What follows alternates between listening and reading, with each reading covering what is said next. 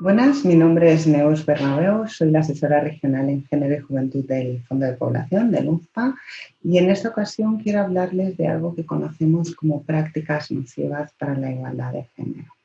Muchas niñas y mujeres en el mundo y en nuestra región son tratadas como mercancías con la que comerciar, como objetos sexuales, como cargas o estorbos de los que hay que librarse lo antes posible, como mano de obra gratuita o como medios para la reproducción. Pareciera que por ser niñas, su cuerpo, su vida, su presente y su futuro no les pertenecen. Las mujeres y niñas enfrentan obstáculos, muchos obstáculos, para poder ejercer su autonomía y poder vivir con igualdad. Entre estos obstáculos están las prácticas nocivas. Las prácticas nocivas son costumbres sociales y culturales discriminatorias que permanecen en nuestras sociedades, que se pasan de generación en generación y que provocan daños muchas veces irreversibles a niñas y mujeres. ¿Qué hay en el trasfondo de estas prácticas? La causa profunda subyacente de estas prácticas nocivas es el sistema patriarcal que persiste en nuestras sociedades, que fundamenta la discriminación de género y que se traduce en las desigualdades de género, que se traduce en el control del cuerpo, la autonomía y la sexualidad de las mujeres, que se traduce en la infravaloración de las niñas y de las mujeres en relación a los hombres y a los niños y en la cosificación de sus cuerpos. Las normas sociales y de género convierten estas ideas de mayor valor, de mayor poder, ¿no?, de los hombres sobre las mujeres en prácticas sociales. O sea, lo que son ideas, lo que son estas valoraciones, se acaban convirtiendo en prácticas sociales. Hay numerosas variantes de estas prácticas y ocurre en todos los continentes, en todos los países, en todas las sociedades. Nadie se libra, ¿no? Hay una tendencia a pensar que eso ocurre en otros lugares, pero ocurre en nuestro entorno. Muchas veces lo que ocurre es que pasan desapercibidas o que se han naturalizado de tal forma que ya se ven como lo más normal del mundo. El informe Contra mi voluntad que acabamos de publicar como Fondo de Población, como UNFPA, habla de 19 prácticas nocivas y profundiza la mirada en 3 prácticas que han sido recogidas ya en numerosos instrumentos internacionales de derechos humanos y cuya prohibición también se ha avanzado en muchos marcos a nivel nacional. Estamos hablando de la mutilación genital femenina, de la preferencia por los hijos varones y del matrimonio infantil y las uniones tempranas y forzadas. Claro que hay otras prácticas nocivas. Yo les animo a que miren a su alrededor, a que miren en sus comunidades e intentan identificarlas. Les voy a poner algunos ejemplos.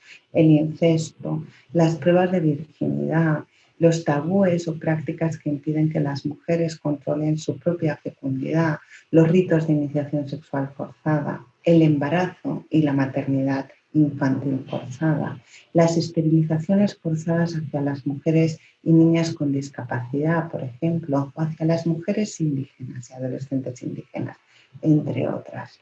Les animo, como les decía, a mirar a su alrededor, a mirar en su comunidad e intentar identificar estas prácticas nocivas. Muchas veces estas prácticas se justifican con el pretexto de la tradición, de la religión o de la cultura. O incluso muchas veces se dicen, es por el bienestar, ¿no?, de la niña, es por el bienestar también de la propia familia o por la aceptación social de la propia familia. La verdad es que no hay excusa, hay que ponerles fin. Estas prácticas son graves violaciones de los derechos humanos y así han sido reconocidas en instrumentos como la CEDAW y la Convención de los Derechos del Niño.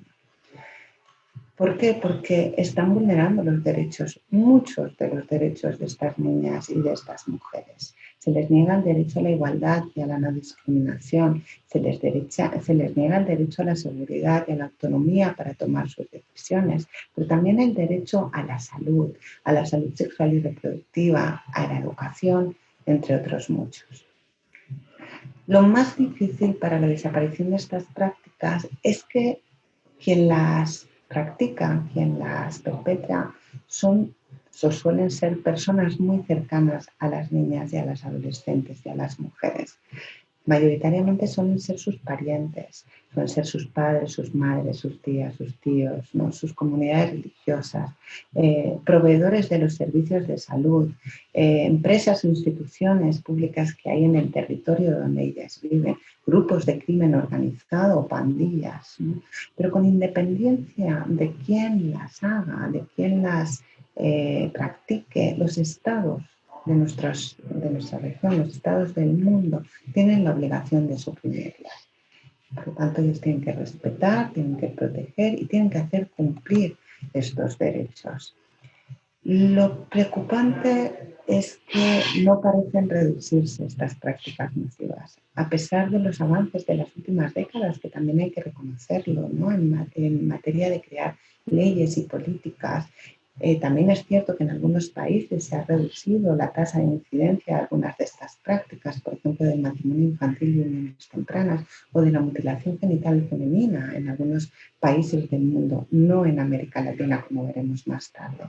Pero el aumento de la población mundial y el hecho de que haya ahora más niñas y adolescentes que nunca hace que haya también más niñas y adolescentes en riesgo de sufrir estas prácticas nocivas. También sabemos que, y esto es especialmente relevante para este momento que estamos viviendo, estas prácticas se acrecientan cuando las desigualdades y la exclusión aumenta, cuando aumenta la violencia y la pobreza, ¿no? O cuando aumentan las crisis en general, ¿no? Y por eso estamos preocupados también por los resultados, por el impacto que puede tener en el aumento de prácticas nocivas esta pandemia del COVID-19, porque también sabemos que se interrumpen muchos de los programas y de los presupuestos orientados al gasto social que es necesario para interrumpir estas prácticas nocivas y promover la igualdad de género. Hay varias de estas prácticas que, como les decía, ocurren en la región. Les quiero hablar muy brevemente del matrimonio infantil o lo que es lo más habitual en la región, que son las uniones infantiles tempranas y forzadas. En América Latina y el Caribe, 1 de cada 4 niñas se casa o establece una unión informal antes de cumplir 18 años. 1 de cada 3 en algunos países, por ejemplo en Nicaragua, en República Dominicana, en Honduras o en Belice.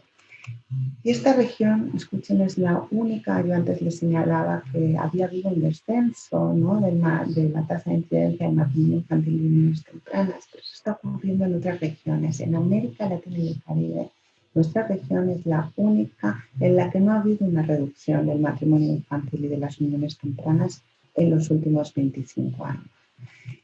¿Quién sufre esta situación principalmente? Lo que nos dicen los datos es que quien más sufre esta situación son aquellas niñas que pertenecen a los hogares más pobres, las que tienen menor nivel de educación, las que viven en áreas rurales y las que pertenecen a grupos indígenas y afrodescendientes.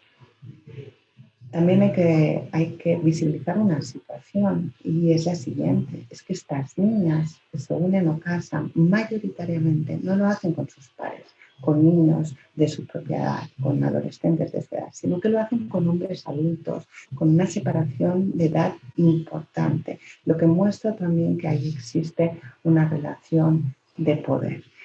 Abandonan además en su gran mayoría los estudios, lo que dificulta sus expectativas de tener ingresos y de ser independientes económicamente más adelante. También estos matrimonios y uniones preceden muchos de los embarazos adolescentes en la región. Las adolescentes que se unen tienen hijos antes y tienen más hijos. En América Latina y el Caribe, el 86% de las mujeres que se habían casado o vivían en unión antes de los 18 años habían tenido un hijo antes de los 20. Por lo tanto, bueno, sabemos las repercusiones que tienen los embarazos a temprana edad en materia de salud física y mental, ¿no? Pero también en la transmisión intergeneracional de la población. Y también hay evidencias de que las mujeres que se unen más temprana edad tienen más probabilidades de sufrir violencia de género. Todo esto le llamamos el efecto dominó del sufrimiento, es decir, una acción que puede parecer aislada, como es el matrimonio o la unión, se acaba convirtiendo en un sinfín de consecuencias, ¿no?, que afectan de manera trágica la trayectoria de vida de estas niñas, pero también de sus familias, de sus comunidades y también tiene efecto en sus países. Erradicar las uniones tempranas y el matrimonio infantil es una de las metas de la Agenda 2030. Es también un compromiso que fue adoptado en la cumbre de Nairobi el año pasado en la celebración de los 25 años del Cairo, y por eso quiero invitarles a que miren a su alrededor, a que reflexionen sobre qué prácticas nocivas ven a su alrededor, ¿no?, que sufren las niñas y adolescentes en sus comunidades, y en pensar en qué pueden hacer para contribuir a que estas normas de género que sustentan estas prácticas de género se transformen, cambien y podamos construir sociedades más igualitarias.